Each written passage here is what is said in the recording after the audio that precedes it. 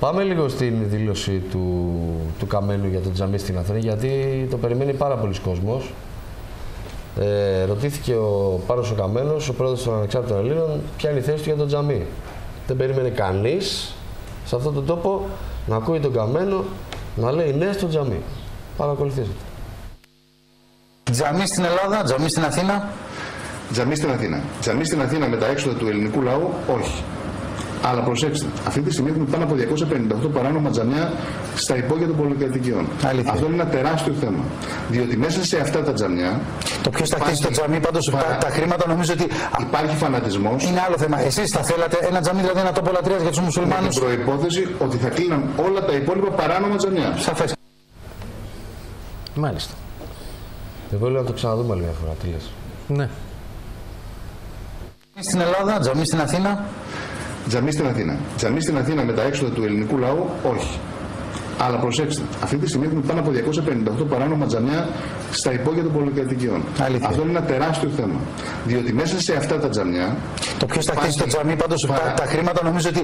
Υπάρχει φανατισμός. Είναι άλλο θέμα. Εσείς θα θέλατε ένα τζαμί, δηλαδή ένα τόπο λατρείας για τους μουσουλμάνους. Με την προϋπόθεση ότι θα κλείναν όλα τα υπόλοιπα παράνομα τζαμιά. Σαφές. Το ζήτημα είναι εάν το τζαμί θα γίνει με έξοδα του ελληνικού δημοσίου ή όχι. Όχι, είπε και κάτι άλλο. Το πρόβλημα. Είπε και κάτι άλλο. Άντε και τα βάζει τα λεφτά η Σαουδική Αραβία ή τα βάζει η πακιστανική κοινότητα Ελλάδος. Είναι υπέρ του να γίνει αυτό ο κύριος Καμένος. Η διαφορά του είναι στο να μην γίνει με λεφτά των Ελλήνων φορολογουμένων πολιτών. Και μιλάει τώρα για παράνομα τζαμιά, τα οποία ούτως ή άλλως πρέπει να κλείσουν.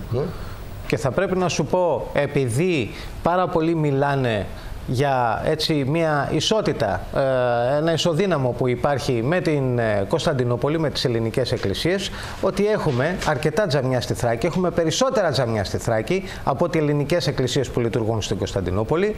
Και το ζήτημα. Το χάσαμε. Ναι. Το χάσαμε. Να γυρίσουμε στη δήλωση Καμένου, γιατί. Δεν είναι αυτό. Το ζήτημα είναι ότι. Καταστρέψατε την κοινωνία. Πώς ζητάτε ξανά από τον ελληνικό λαό να σας ξαναψηφίσει, για να κάνετε τι? Να κάνουμε τζαμιά.